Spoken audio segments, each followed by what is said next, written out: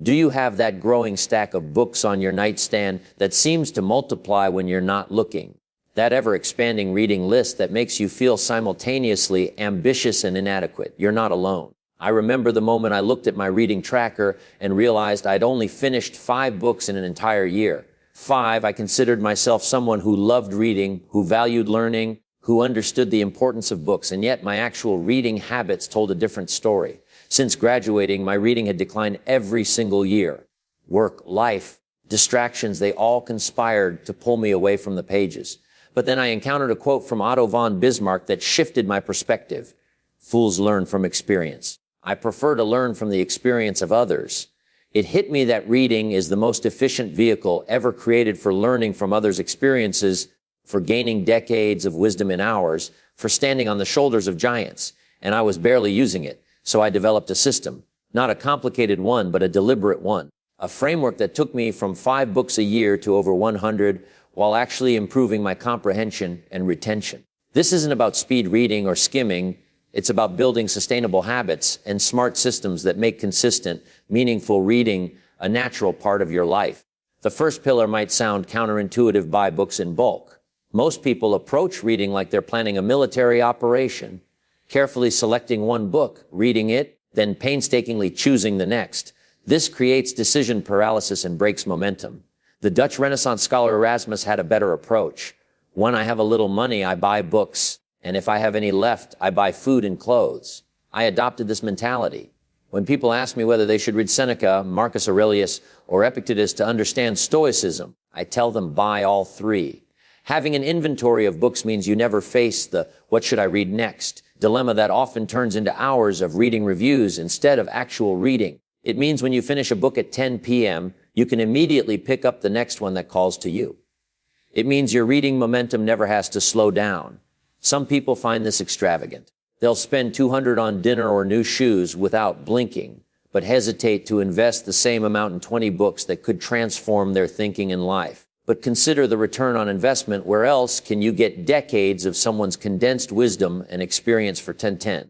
Books are only a waste of money if you don't read them, and having more available dramatically increases the likelihood that you will. The second pillar is what I call the always be reading mentality, inspired by the always be closing mantra from sales. This isn't about reading faster, it's about reading more consistently. Most people read about 50 pages per hour. If you read for 10 hours per week, that's less than 90 minutes per day. You'll read 26,000 pages in a year. With the average book being 250 pages, that's 104 books annually. Even with a 2-week vacation, you still hit 100 books. The key is integrating reading into the interstitial moments of your life. Read during your commute. Audiobooks count. Read while waiting for appointments. Read during lunch breaks. Read for 20 minutes before bed instead of scrolling. Most importantly, read while other people are consuming news or social media that provides negative returns on their attention investment. The always be reading mindset transforms reading from something you schedule to something you simply are. The third pillar is ruthless relevance. Not every book is for every person at every time. Have you ever struggled through a must-read classic that everyone raves about, only to find it painfully dull? That's not a failure on your part or the book's. It's a timing and relevance issue. Life is too short to read books that don't speak to you. Read books that connect to what's happening in your life right now. If you're starting a business, read entrepreneurship and leadership books. If you're becoming a parent, read parenting and child development books. If you're struggling with purpose, read philosophy and biography. The fourth pillar might be controversial. Read multiple books simultaneously.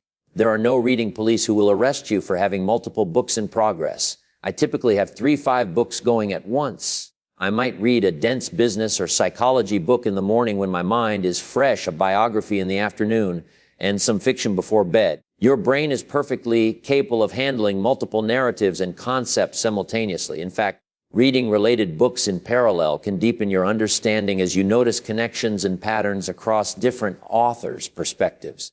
The final and most crucial pillar is systematic retention. Knowledge you don't remember is knowledge you can't use. When I read, I'm active with the text.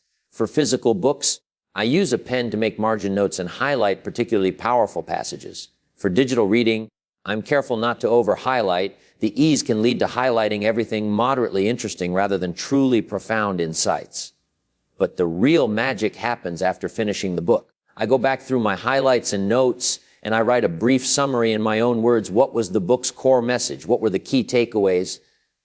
What specific actions will I implement? This process of retrieval and synthesis moves knowledge from short-term memory to long-term understanding.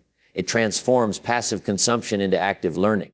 Reading 100 books a year isn't about bragging rights or checking boxes. It's about systematically exposing yourself to the best thinking across centuries and continents. It's about consistently filling your mind with ideas that challenge, inspire, and transform you.